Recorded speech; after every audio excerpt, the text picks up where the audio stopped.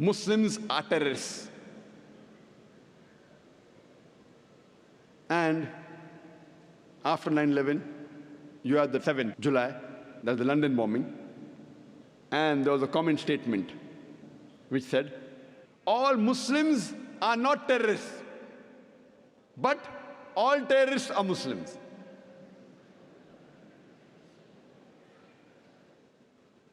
And it was very common on the media, and that gave rise to a new lecture of mine, is terrorism a Muslim monopoly?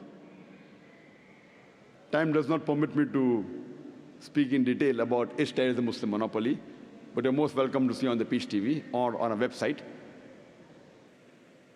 We know from the media that many a time, two different labels are given to the same individual for the same activity.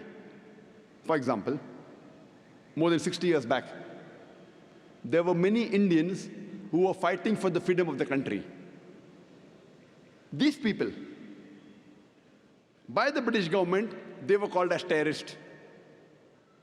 But we common Indians, we call these people as freedom fighters, as patriots.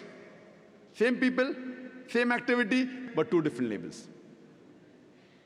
If you agree with the view of the British government that they had the right to rule over India, then you have to call these people as terrorists.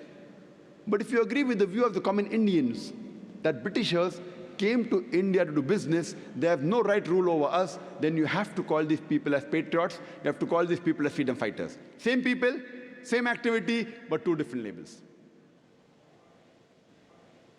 And I very often attend the media, and while having interaction with the Indian press, I asked them a question, that do you consider Bhagat Sing as a terrorist? So he said, no. I said, why?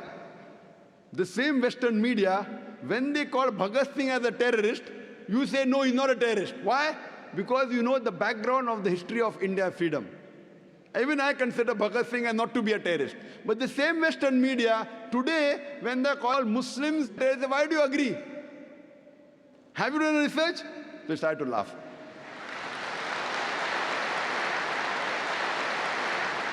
Quran says in Surah Hujurat, chapter 49, verse number 6, whenever you get information, you check it up before you pass to the third person.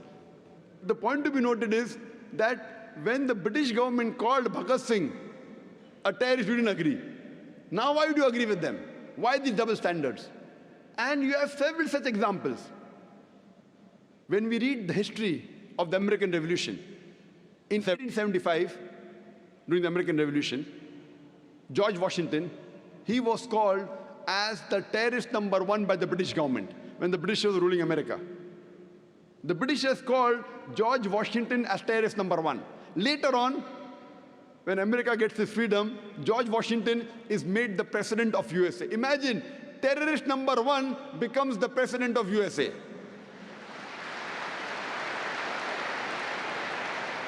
And he happens to be the godfather of all the presidents to come, including George Bush. And you find several such examples, several.